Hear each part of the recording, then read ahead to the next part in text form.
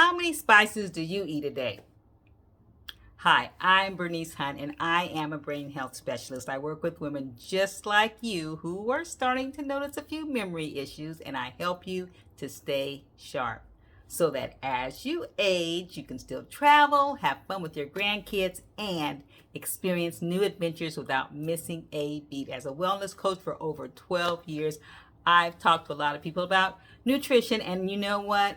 Cost is sometimes a factor. They want to be healthy, but they only have, their finances will only allow them to do so much. And that's when I'm happy to share spices with them, because even though the initial investment might be a little bit because you have to go and get started sometime and you need to buy the spices, but you can spread that out over time. And so in the long run, it can be very cost effective because spices last years, okay? So spices are something that everyone can incorporate into their diet, even if they're having some, financial issues, okay? So did you catch my last video? I had a video on a few days ago about spices. So if you didn't catch it, it's on my YouTube channel, Keep Your Brain Sharper. It's on my page, Keep Your Brain Sharp Facebook page, and you can find it there. But today I want to talk more about where to find spices, how to prepare and store your spices, and specific spices for your brain.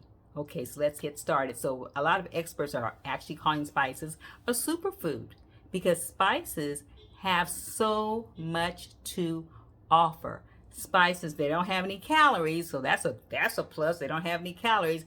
They have a lot of phytonutrients, and they say especially they have unique phytonutrients. They have phytonutrients that you're not going to find in other fruits or vegetables that are very beneficial for your body and especially for your brain. So you want to incorporate spices. They also can lower your inflammation. They also can fight off illnesses. They are just what they call them superfoods, and they also can make the food taste better. They can give this aroma off all through the house that can entice you to come in there and come and eat, make everything smell delicious. They also can tenderize your meats. They can bring color to your food. They can help you with better digestion.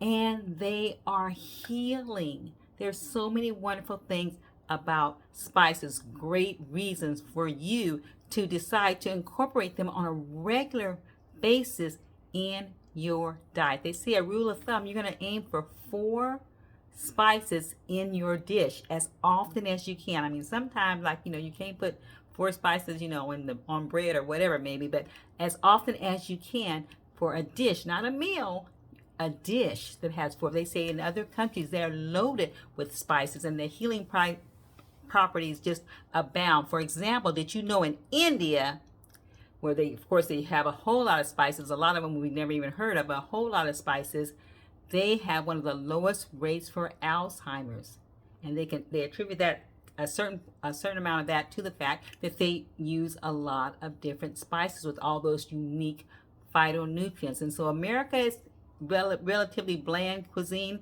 that we have, and we're trying to catch up, and we're incorporating other cultures and things, and we're trying to catch up to put more spices in our food, and that's a good thing. So where are you going to get your spices from? Well, if you're a beginner, pretty much you're going to be able to get what you need from the local grocery store, because there are some aisles and aisles of spices in your local grocery store. So start there in your local store. But as you get more seasoned, no pun intended, but more seasoned, you want to branch out and you want to go to more specialty shops or Asian or Indian stores and things, and get more spices that they have in there and incorporate that into your meals as well. And also, you always have the internet. You can find everything on the internet. So you have that internet, and they have a lot of specialty websites and things there that you can order spices from. So there's, you're not going to have a problem getting your spices. So storing them and preparing them. Of course, if sometimes you see spices and they're in plastic.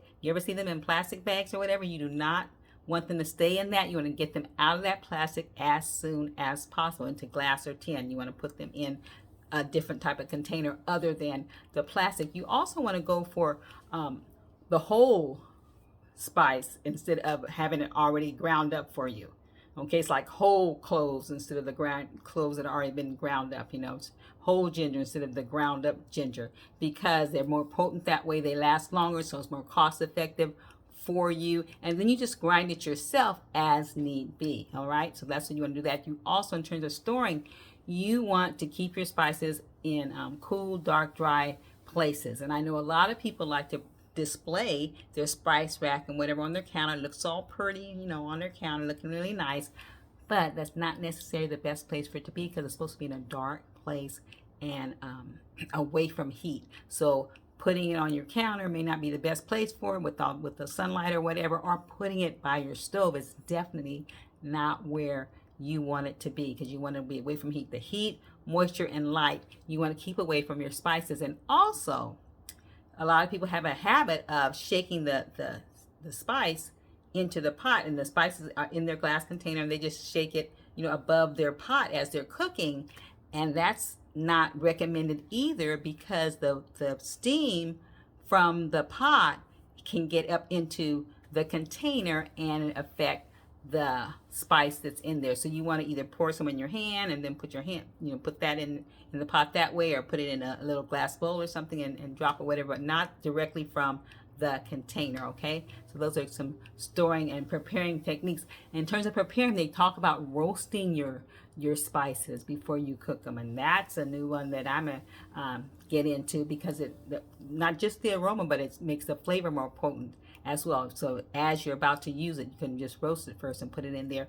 But I love the spice blend, spice mixes, because that is such a time saver for me. And also because I'm not, real good at different spices and all that kind of stuff. Like if I see, a little chart telling me what spices go into a certain dish, then I can make that up and make that blend up. So when it comes time to use it, I can already have it together and just dump it in there. Just measure out what I need from that and dump it in there. So you can have your pumpkin pie spice, your Italian seasoning, you can have your barbecue spices that you need or whatever.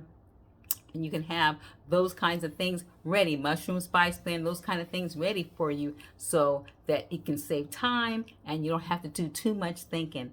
So I love that. I love spice blends. And you can buy them spice blends already made up for you, or you can make them yourself. So those are some things about storing and preparing. And the rule of thumb is 4 spices per dish. So if you have them in a spice blend, you can put at least 4 or more, and you can put it in there and have that and save time that way as well. So what spices are really, really good for your brain? Okay, so we know, everyone knows turmeric, right? I know that's going to come out your mouth. Turmeric, and you're right. It's excellent spice for your brain. It helps, lower those, fight off those plaques, and for your stress and memory and all those things. So you want to definitely put turmeric, and it doesn't have that, it stains, but in terms of the taste, the flavor of it, you can put it in a lot of things and sprinkle it on things. So you can use turmeric whenever you need to. Also, though, rosemary and oregano are powerful antioxidants. Turmeric is a powerful antioxidant, but also rosemary and oregano. And we use those specifically at specific seasons and for specific meats or something, but we don't get in the habit of using them. And you should, because oregano helps you with your blood flow, the flow of the blood, and so that's going to be helping your brain get the blood in there that it needs. Okay, and also the rosemary is going to help you with your memory. Garlic is also good for your blood flow and stuff. And cayenne pepper and black pepper for your memory, and thyme and sage, cinnamon. Cinnamon is also good for blood sugar. So you want to get all those spices into as much as you can, as often as you can, because it is really helping your brain. Also with anxiety, you have cumin, and also you have turmeric as well, and saffron, for depression and anxiety, those kind of things. Those spices are also good for that. And they say that paprika, I was reading about paprika, and it said that paprika lowers your risk of Alzheimer's. They had a study that said that that's what paprika can do. And you can sprinkle paprika on a whole lot of stuff. We used to put on our deviled eggs and stuff, but you can also put it with your hummus and other stuff. Just sprinkle some of them there, because it is brain healthy, a brain healthy spice for you. So those are some spices that can also help you with your brain, and are very, very economical. And because if you have, especially if you have ground ones, they last 3 times as long as if you get them when they're already ground up for you. So if you get the whole ones and then grind them up as you need to, you're actually saving money as well. So if you would like those tips, and if you'd like a list of those brain healthy spices, happy to get it for you. It's in my research library and on my website, keepyourbrainsharp.com. Go to that website and get access to the resource library. And this is video number 194. Make it spicy, because your brain's destiny is in your hands.